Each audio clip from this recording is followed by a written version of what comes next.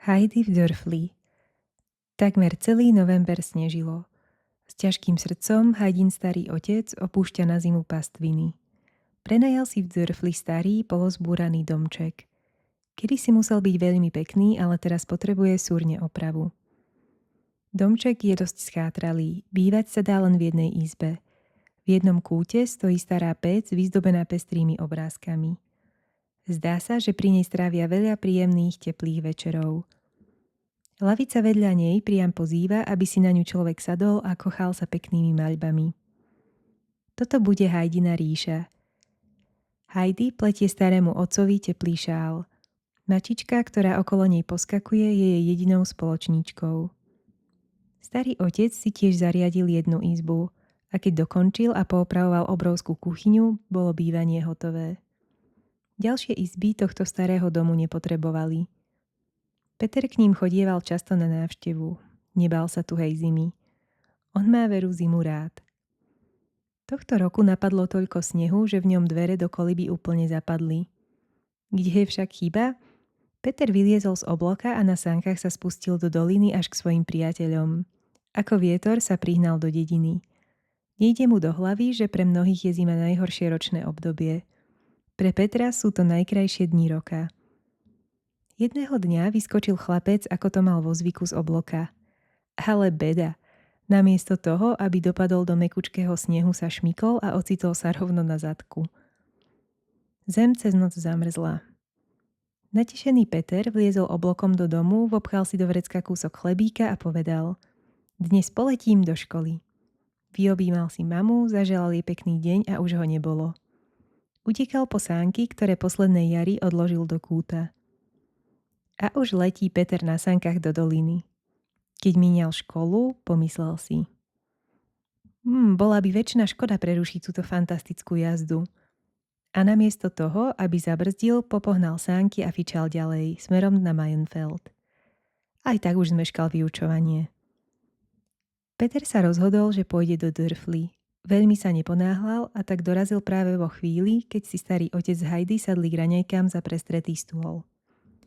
Starý otec povedal prísne: Chlapče, dúfam, že o tomto čase nejdeš zo školy. Alebo predsa? Nechceli sa mi zastaviť sánky, vysvetľuje rozpačito Peter. Ty lapaj, hreší ho starý otec. Zaslúžil by si, aby som ťa poriadne vyťahal za uši.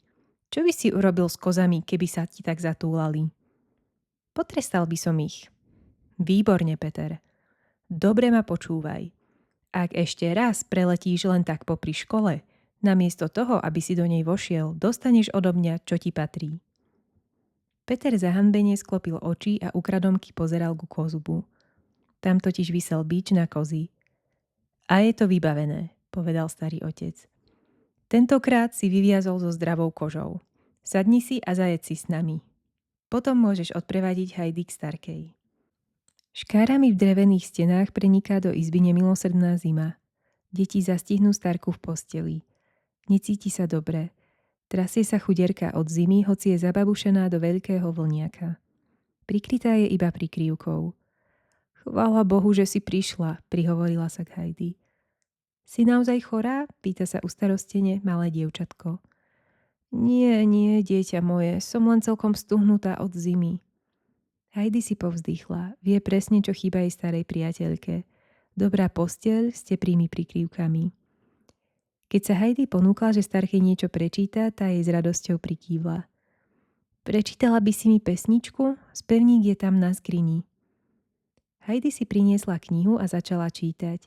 Starka ju počúvala so zloženými rukami. V tvári sa jej zračila spokojnosť a tak sa jej Heidi spýtala. Cítiš sa už lepšie? Nie, urobila si mi však takú radosť, že som zabudla aj na bolesti. Bola už tma, keď sa Heidi vrátila k starému otcovi. Zasnežená krajina bola v mesačnom svite rozprávkovo krásna. Na Petrových sánkach ubehla cesta ako voda.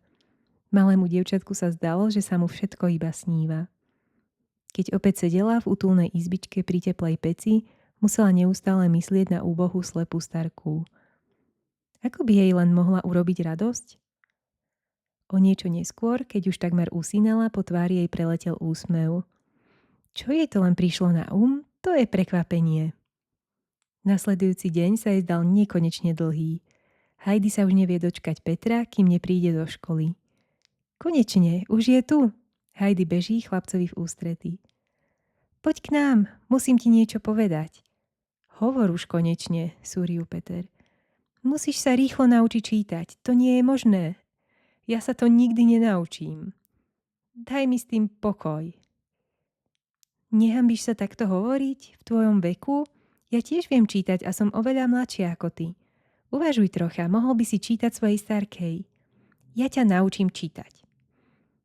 Darmo strácaš čas. Učiteľ je oveľa múdrejší ako ty a nepodarilo sa mu vtlzmiť do hlavy ani abecedu.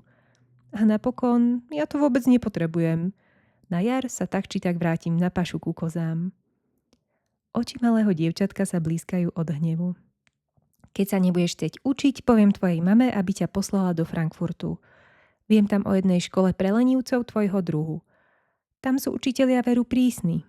Vysmejú sa ti, že nepoznáš ani abecedu.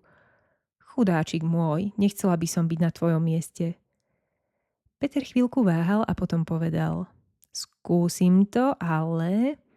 Dobre, dajme sa hneď do práce, zvolala Heidi a odviedla si kamaráta.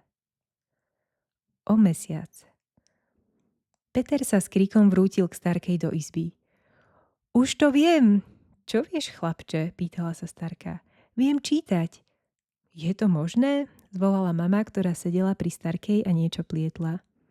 Namiesto odpovede vytiahol Peter veľkú knihu a na veľký údiv všetkých z nej začal nahlas a zreteľne čítať. Možno si predsa nájde i on svoju cestu v živote. Na hodine čítania sa pýta učiteľ. No, Peter? Peter vstal a prečítal zreteľne jasným hlasom 3 vety z tabule. Učiteľ je prekvapený. Už som strácal nádej a ty odrazu poznáš abecedu. Čítaš výborne. Heidi ma to naučila. Nevrav, to je ale zázračné dievčatko. Mám 100 chutí urobiť z nej moju zástupkyňu, hovorí s úsmevom učiteľ. O nie, to nepôjde, namiesta Peter. Čoskoro príde jar a potom sa vrátime do hôr.